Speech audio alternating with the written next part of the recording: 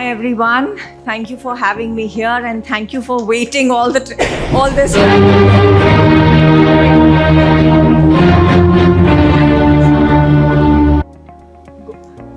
Okay, so I'm going to talk about collaboration, not only as an architect, not only as a designer, but as a human being. Collaboration in life. I have to say, all my predecessors have shown such beautiful projects, such beautiful pictures, and I think I'm glad I'm not competing with that because I couldn't.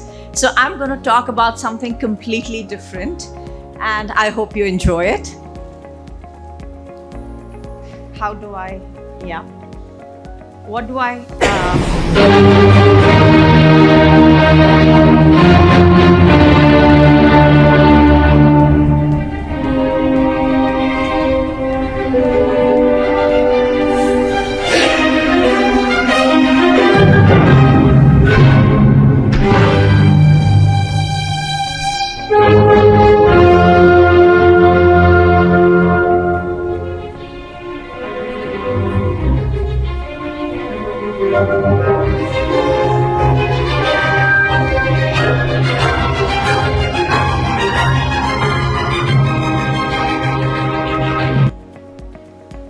So this was my absolute favorite Fifth Symphony. Amazing music, and this could not have been there without the collaboration of 300 musicians playing 4 different types of instruments. And this is something which started as a collaboration like many years ago, and the thought and the concept continued with Pandit Ravi Shankar and Yehudi Menuhin with their most legendary East meets West music, which was absolutely amazing. Coming to architecture, I think we all as architects, can you just not go on the timer?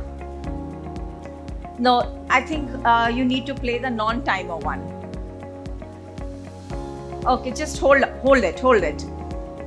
So we all as architects always take inspiration from our history, from our heritage, and the collaboration of heritage with contemporary thoughts and ideas is one of the most important things in architecture today. And just hold on.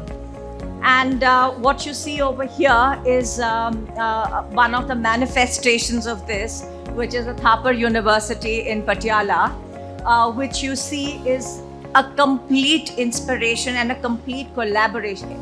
So let's go to Thapar University, which is a collaboration, in my opinion, of a lot of Indian vernacular elements and thoughts with contemporary forms, contemporary ideas to create a completely new campus, which is reminiscent in many ways of all the Indian elements, but creating volumes which serve a very contemporary need. That's the learning center and the library. They have the boys' hostel. And now talking about collaborative spaces, the whole idea of a hybrid office has become very prominent. Elements that promote collaboration in architecture.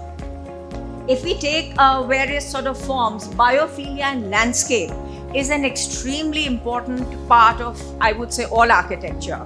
And the way we sort of use landscape integrated into architecture is actually something which almost becomes part of our life. This is SEP, and I think we spent 5 years sitting on this lawn and doing anything and everything. All sorts of thoughts, ideas, discussions happen on these lawns, under these trees, in the open areas. So biophilia became extremely important. Courtyards are another element where I feel a lot of it promotes collaboration. So these are the elements of architecture which I think are essential, because we human beings are social beings. We are not individual beings. And these sort of spaces are so integral to our life because we cannot do without other people. We cannot do without the interaction that we need as a social being. So these are the spaces that really promote these things. Undercrofts and verandas. This is, of course, a very famous hotel in Singapore, but this was part again of the Thapar University, where there is a huge undercroft that has been created, and that is actually extremely successful because it gives you shading. It gives you a lot of shaded areas in summer. It creates, it's sort of a multi-purpose outdoor space, and the kids are using it in every way possible. There are little, performances happening here. There are discussions happening here, talks happening here, all sorts of things. That one is a building which is for the NASSCOM headquarters. So we decided to create these huge staircase that sort of leads you up to a veranda, which is where the whole cafeteria and the social spaces open up. And that again is probably one of the most used spaces where people sort of come together.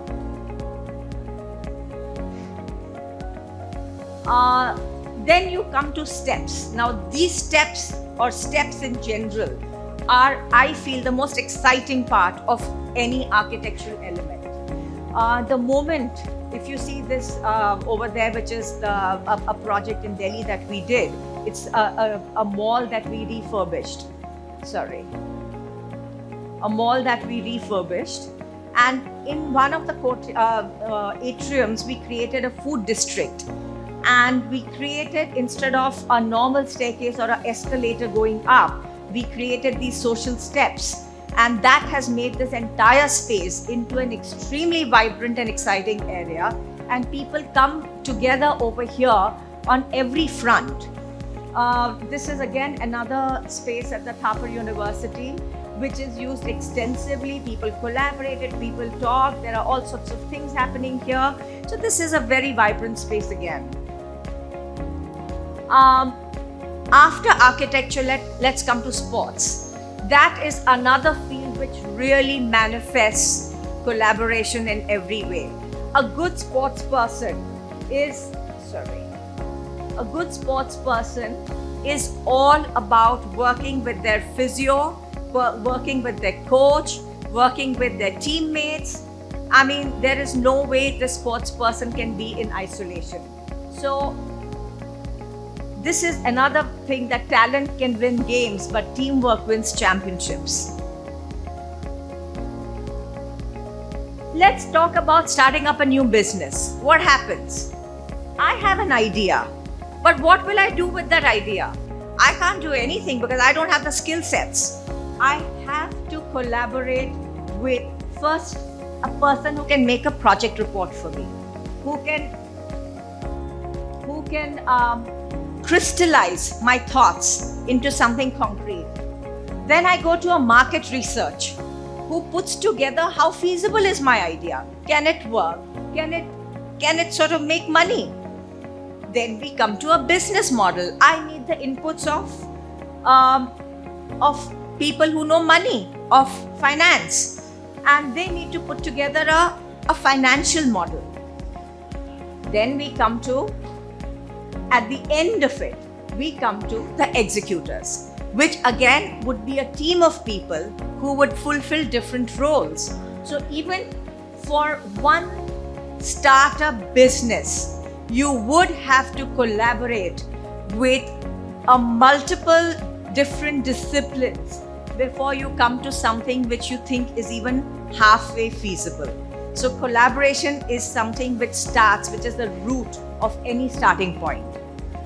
Now I want to talk about something which is very dear to my heart, and I talk about it all the time, which is what happens if we designers and architects would collaborate with the government.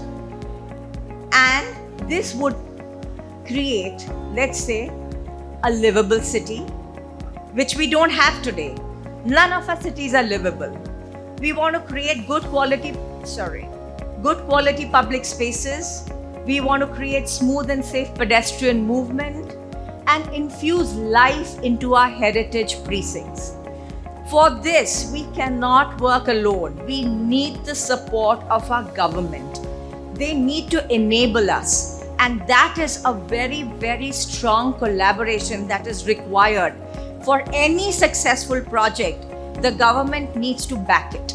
So this is one of the most important things where this collaboration would play a critical part. We are just talking about, we just want to demonstrate, this is something that we did to show the competent authorities what you could do if you back us, if you support us, if you collaborate with us. This was a Jama Masjid junction that we took in Old Delhi, and this is what it looks like today. You know, you have all sorts of unorganized structures. We have services which are hanging all over the place. We have facades which are completely uncontrolled. We have all sorts of materials, pallets, signage, lack of lighting. And if we just address 5 or 6 of these elements, we would come to something that looks like this without really any physical intervention. We are not talking about touching private property. We would only look at signage. We would only look at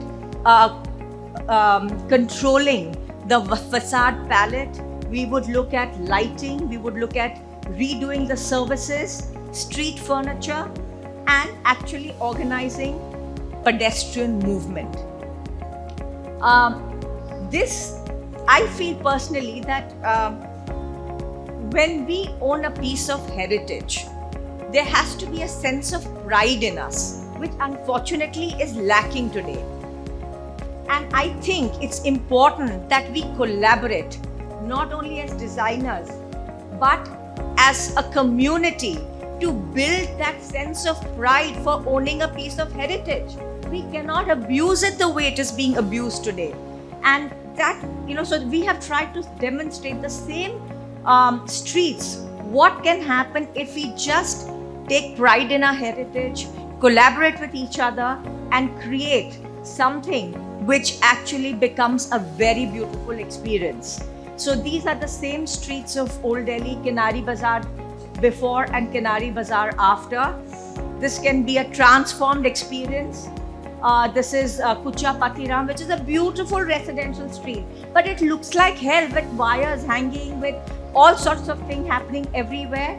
And the same street can start looking like this if you just come together, not only as designer, but even as a community, and help clean it up. This is again another smaller street. Some beautiful colors, some beautiful old carving, jalis, jharokas, and that's what it can become. So let's take pride, and let's as a community come together and take pride in our nation, take pride in our heritage, and collaborate with each other to create a better city, a better place. So this was again another courtyard which could sort of get transformed into something as beautiful as this. So these are just aspirational stories. And we will end with this. Can you go back? Sur Mera Tumhara, to sur bane hamara, mile Sur Mera Tumhara, mile Sur Mera Tumhara, to sur bane hamara. இசைந்தான் நம் இருவரின் சுரமும் நமதாகும்.